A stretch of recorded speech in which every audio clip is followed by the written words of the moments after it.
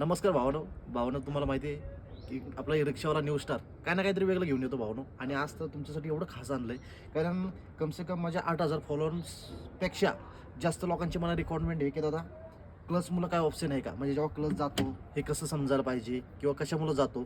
तर भावनो 100% तुम्हाला सांगतो क्लच कशामुळं जातो. एक गोष्ट गाडी ऑन करून दाखवतो, सिम्पल सांगतो. जे नवीन आहेत त्यांना पण दाखवतो आणि ज्यांना अनुभव आहे त्यांना पण सांगतो. आता एकच मिनिट दाखवतो.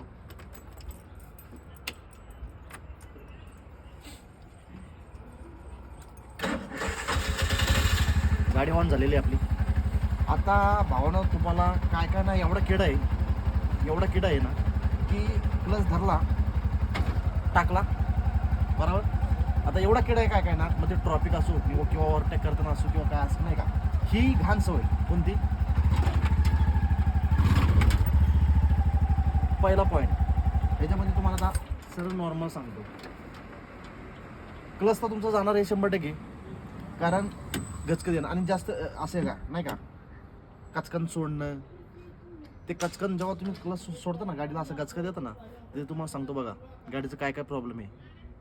क्लच तर जातो मागं आपल्या आहे क्लच स्पीड, तिला पण दणका बसतोय.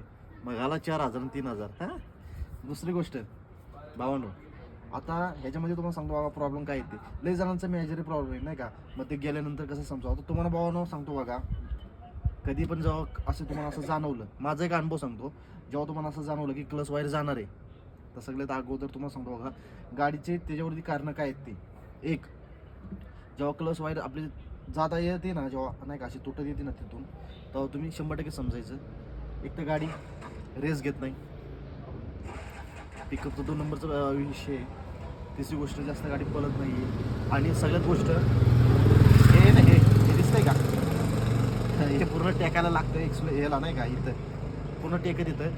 गेअर व्यवस्थित पडत नाहीत नाही का, पूर्ण शेप ढिलं झालेलं, कारण ते इकडून ती तुटत आलेली असते. म्हणून हे भावांनो चूक सांगतो तुम्हाला माझ्या राज्यांनो सोन्यांनो माझ्या भावांनो, की असं नाही का स्टाईल बिल मारत जाऊ नका. स्टाईल तुम्हाला जर मारायची असेल ना भावांनो, तर एक दिवस चांगला दिवस देऊन सुट्टीचा घे, एखादी दुसरी गाडी घ्या आणि तिकडे हेपलत जा. तर पोटावरती चालणाऱ्या गोष्टीवरती कशाला स्टाईल मारतो रे. असं प्लस मारायचा, असं गचका द्यायचं, हे गचका करू नको भावांनो. चांगले केले, चांगल्याला 2-3 वर्षामध्ये दणका भेटला आहे. त्याच्यामुळे ही चूक करू नको. ही टिप्स आहे, नक्की फॉलो करून ठेवा. प्रामाणिक चालवा, प्रामाणिक ठेवा गाडीला. आपली सेफ्टी आपणच ठेवायची, तर 2 पैसे कमवशील.